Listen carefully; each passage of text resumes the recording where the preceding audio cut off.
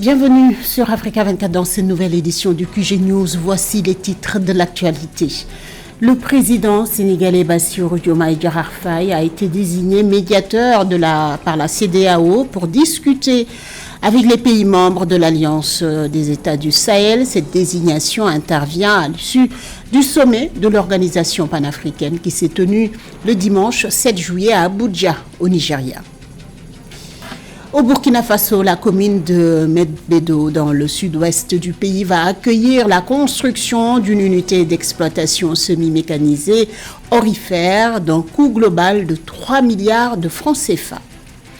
Et puis, 20 ans après son dernier sacre en Coupe COSAFA, l'Angola s'est imposé en finale face à la Namibie 5-0.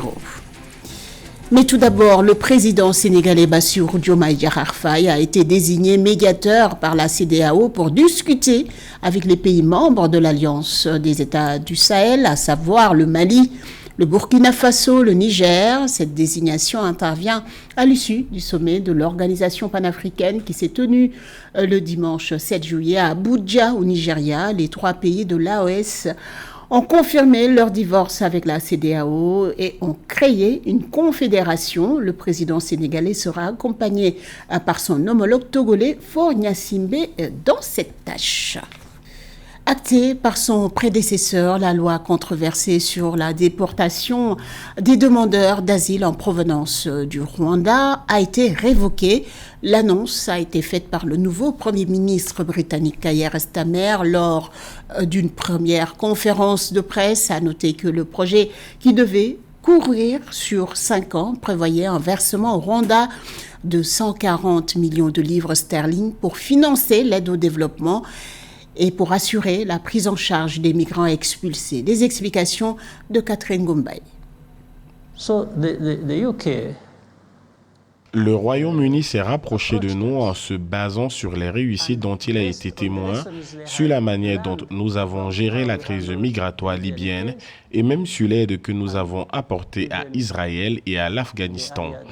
Il nous a demandé si nous pouvions l'aider.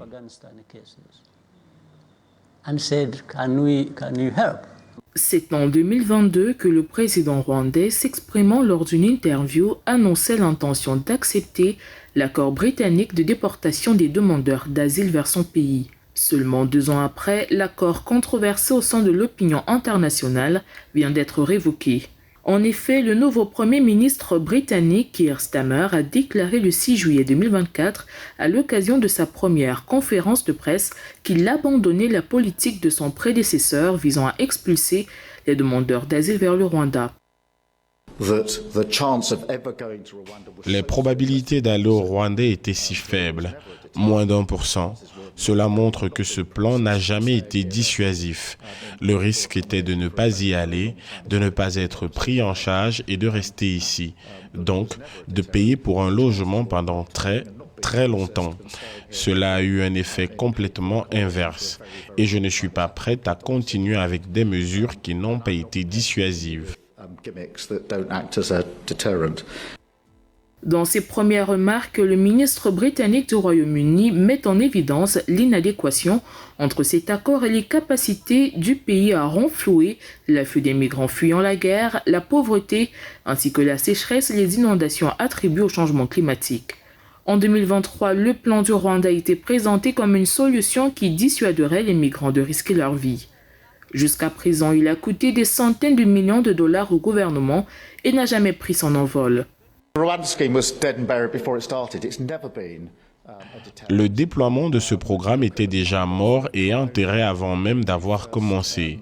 Il n'a jamais été dissuasif. Regardez les chiffres qui ont été enregistrés au cours des 6 premiers mois et demi de cette année. Ce sont des chiffres records. Voilà le problème dont nous héritons. Il n'a jamais eu d'effet dissuasif. Le Royaume-Uni et le Rwanda ont signé le 5 décembre 2023 un nouveau traité relatif à l'accueil des migrants expulsés du Royaume. L'accord initié le 19 décembre 2022 n'avait pas encore été acté en raison de son illégalité déclarée par la Cour suprême britannique. Selon certains observateurs, la fin du programme laisse également un point d'interrogation sur le sort des 50 000 migrants destinés à être expulsés. Au Burkina Faso, la commune de Medbedo, dans le sud-ouest du pays, va accueillir la construction d'une unité d'exploitation dehors, semi-mécanisée, d'un coût global de 3 milliards de francs CFA. Ce projet sera réalisé sur une superficie de 100 hectares et va favoriser la création d'environ 150 emplois directs et 350 emplois indirects au profit de la population. Pauline Minka.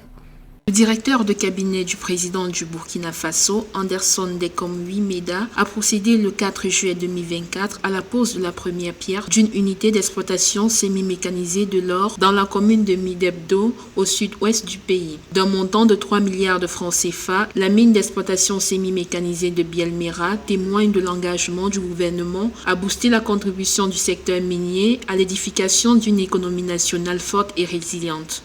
Donc c'est un sentiment de fierté de se retrouver là, ici, pour démarrer un nouveau projet ensemble avec la population, qui est le témoin de cette volonté d'avoir cette souveraineté économique. Ce projet réalisé sur une superficie de 100 hectares va favoriser la création d'environ 150 emplois directs et 350 emplois indirects selon Karim Traoré, le directeur général de l'Agence pour la promotion de l'entrepreneuriat communautaire. Les travaux de construction de la mine sont prévus dans 8 mois, tandis que la durée minimale de l'exploitation est de 5 ans, extensible au regard des potentialités. C'est enfin la mine populaire, la mine du peuple. Les études vont s'approfondir, mais les premiers éléments qui permettent de confirmer ce qu'on appelle l'exploitation économique et le rendement ont été confirmés pour permettre de garantir entre 6 et 7 milliards de bénéfices à partager entre les souscripteurs. Avec une production d'environ 96,2 tonnes d'or en fin 2022, d'après des données officielles, le Burkina Faso a été classé 3e au rang africain derrière le Ghana et le Mali et à la 12e place à l'échelle mondiale. Au Cameroun, l'audience du procès de l'affaire Martinez-Zogo est renvoyée pour la 5e fois le 29 juillet dernier sous réserve du verdict de la Cour d'appel du centre où le dossier a été transmis. Ce report est justifié par le tribunal par le fait que le dossier soit pendant devant la Cour d'appel du centre depuis le 25 juin. Les avocats des parties avaient fait appel pour avoir accès au dossier de Martinez-Zogo après un refus du tribunal militaire. Au cours de la 4e audience, la Cour d'appel du centre va statuer le 18 juillet prochain. Un autre dossier judiciaire, cette fois-ci en Tunisie, l'avocate et chroniqueuse Sonia Dahmani a été condamnée à 1 an de prison pour diffusion de fausses nouvelles selon sa famille. Une condamnation qui intervient 2 mois après son arrestation le 11 mai dernier par des policiers masqués qui se sont introduits au siège du barreau de Tunis où elle avait trouvé refuge. Son arrestation faisait suite à des commentaires ironiques sur la situation politique de la Tunisie. À la page sport, le meeting d'athlétisme de Paris a tenu toutes ses promesses le dimanche 7 juillet au stade de Charletti avec quelques records qui sont tombés. Plusieurs athlètes du continent africain étaient sur les pistes et se sont aussi distingués. José Douglas. À quelques jours des Jeux Olympiques, le meeting de Paris, 8e manche de la Ligue de Diamant, a eu lieu ce dimanche 7 juillet au stade Charletti. Un événement qui a attiré la grande foule pour voir quelques athlètes qui seront au JO et certains ont marqué les esprits avec 2 records qui sont tombés lors de ce meeting. Celui de Fait Kipyegon sur le 1500 mètres et l'Ukrainienne Yaroslava Mayushik sur le saut en hauteur. Parmi les résultats, il y a la victoire aussi de l'Algérien Jamel Setjati sur le 800 mètres hommes, mais qui a par la même occasion battu le record d'Algérie. Il réalise un temps d'1 minute 41 secondes et 56 centièmes et a devancé le Kenyan Emmanuel Wagnoni. Pour 1:41:55 record d'Algérie, meilleure performance mondiale. Alhamdoulilah, j'ai préparé les Jeux Olympiques, Inch'Allah. Parmi les autres résultats, il y a la 2e place sur 100 mètres de la Gambienne Gina Bass, la 2e place aussi de l'Ougandais Tarsis Orogo sur le 200 mètres. Le 1500 mètres avec un record du monde à la clé pour la Kenyane Fait Chepgetich Kipyegon, 3 minutes 49 secondes et 0,4 centièmes. Le 3000 mètres pour le Kenyan Jacob Krop, 110 mètres haies pour Sacha Zoa, dont le père est originaire du Zimbabwe.